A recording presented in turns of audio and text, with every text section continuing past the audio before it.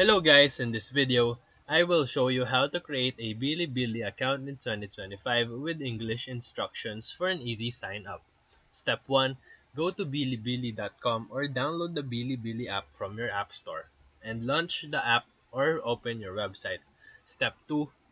Click the sign in button or tap here to create an account if you don't have one. So, in my case, I have already have an account.